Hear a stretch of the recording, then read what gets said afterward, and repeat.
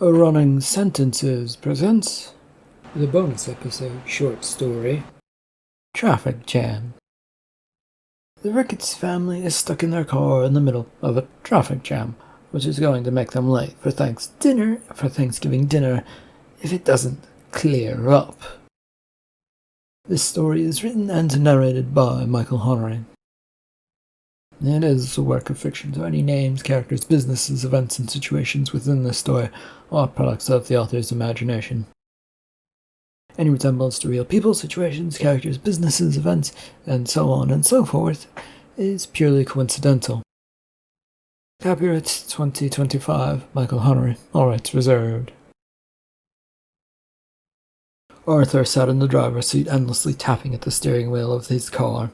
His kids, Susie and Henry, sat in the back bickering about something he wasn't listening to, while his wife Jewel sat by his side. Traffic had turned to hell a half-hour ago, leaving them stopped, though on the odd occasion they did get to drive a few feet forward. "You shouldn't be tapping your fingers, darling. It's bad for your thumbs." Okay. How, dear?" "Oh, I don't really know, Arthur. It was in one of those internet articles that said things about road rage. I merely breezed over it since it really wasn't that interesting." "Are those sorts of articles ever true?" She'd been looking at her fingernails, making sure that they were perfect, then looked up at him in surprise. "Maybe. Who knows? I think they're mostly true, but they might be false." It just doesn't make any sense to me to attach thumb tapping to road rage." "Well, they did, so stop. It's bothersome anyway, with the way the radio is acting up, so we can't listen to music, and all we can really hear is you tapping your thumbs." "Are we there yet?" "Yeah, are we there yet? I'm starving." "It's a little ways, kids. Just mind your manners." "Mom doesn't have to mind her manners." "I do too, Susie. Now isn't the time to question me, young lady.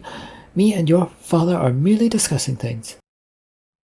Jewel had turned around to lecture Susie, which Arthur had only sort of turned around to watch, since their almost teenage daughter was sticking her tongue out at his wife. He sighed and looked forward again, mostly catching this in the rear-view mirror. "Oh, you're gonna get in trouble, Susie." "I will not, Henry." "Oh, you will too, dear, if you don't behave." "I am behaving, Mom. Questioning things is what you told me to do." "I didn't say to question me, though, Susie. Now, not that it matters. Just make sure you know what you're questioning and why." "How am I supposed to know that?" Susie asked.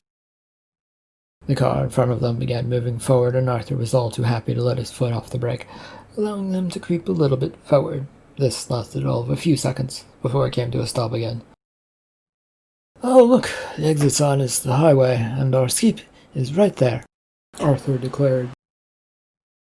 "Oh, it is," his wife said excitedly. "Dad, you can just drive down the side of the road, and we'll get there," Susie said. "Yeah, Dad, do it," his son chipped in. He looked in the rearview mirror at Susie and then Henry incredulously. How could they even suggest such a thing? "No, we are not doing that."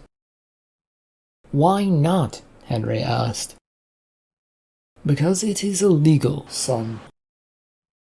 "Oh, no one is going to notice, dear. It's what, 500 yards away? You think people will really care?" his wife Jewel said. "With the luck I have, yes. I turn into that shoulder lane, and the cops will suddenly show up trying to get to whatever accident is ahead of us." "You have to take the chance at some point, Dad." "I will not teach you, my daughter, to do illegal things. It's a bad example for everyone here to do that sort of thing." The cars began moving again for a few seconds, but came to a stop shortly. "All we have to do is have a little patience. See, Susie?" he offered. "A few feet closer, and yet we are still so far away from being where we need to be to have dinner," Jewel pointed out. "It's still only the afternoon. We have plenty of time to get there, wife." "But we could get there sooner rather than later," Henry said this, and Arthur had to look at him in the rearview mirror and shake his head. This was going nowhere, and he couldn't believe that they were having this sort of discussion in the first place. They couldn't even see the exit lane yet, and they wanted to simply drive along the shoulder like it would actually help them. What if the accident was on that exit, or on the shoulder? What would they do then? They would be stuck. Dear, you should definitely think about driving on the shoulder, his wife Jewel pointed out. I will not. It isn't good to do, and it can lead to danger. Do you understand this? Henry, Susie, and you too, Jewel. You should not be lecturing me. If it leads us down a path, doing the wrong thing, I will definitely lecture anyone and everyone, dear Jewel. I'm not perfect, and I probably shouldn't be lecturing anyone, but we should be striving to be better. Dad, all it takes is a little turn of the wheel and a press of the gas pedal. It'll be fine. No one in any of these other cars is remotely going to do anything to you. You say that, Susie, but you've never seen road rage. People stop at nothing over the slightest thought that someone is doing something that they don't like. It doesn't even have to be illegal, Arthur replied with a sigh. Oh, just turn the wheel, dear. There's no harm in that, and it will quiet things down for a little bit with our children. We just need to see that you're doing something and acting like a man. Annoyed at that, and throwing a glare towards his wife, just to get everyone off his back for a moment, he slightly turned the wheel. The sound of sirens made everyone jump in their seats and twist about to see what was going on. It didn't take long for a cop car to suddenly come roaring past on the shoulder, followed by another, and then another. It took a couple moments for Arthur to gently push the steering wheel back to straight. Well, I think we've all learned a valuable lesson today. Yes, we did, dear wife. Arthur did his best to keep his voice free of the I told you so that was probably definitely sneaking in there, and to top it off, all of the traffic has started moving again. People just seem to be driving off like whatever the issues were now no big deal. The end of the bonus episode, short story, Traffic Jam.